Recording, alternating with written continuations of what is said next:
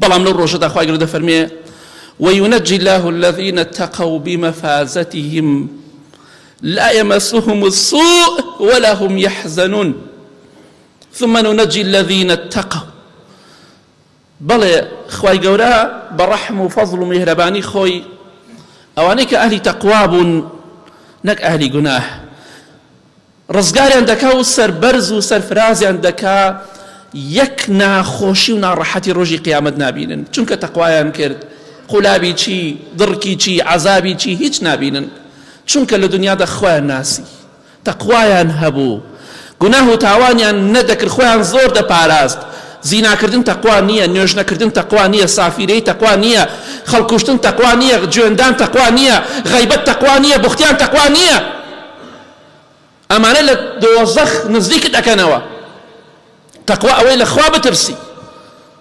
لەژێر فەرمانی خۆ پێغەمبەری خوا دەبی صلی الله عليه وسلم خۆت لە حرامەکان بپارێسی ئەوەی متەقی بێ خوای گەورە وعدی داوە ڕزگاری دەکات ئەوەی وعدی خوایە ڕزگاری دەکات هیچ ناخۆشی و ناڕەحەتیەک نابینن پێغەمبەری خوا صلی الله عليه وسلم فەرمووی من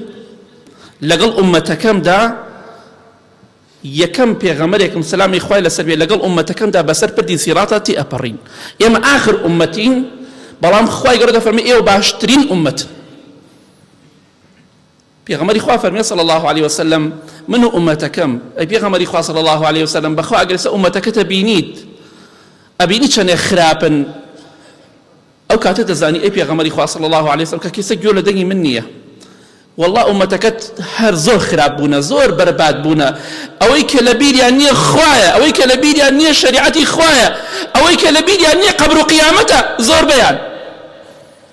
ئومەتەکەی من لەگەڵ خۆمدا یەکەم کەسێکین بەسەر پردی سیراتە تێ ئەپەڕین کەواتە من و تۆ سەرەکەمان لە یەکەمەوەی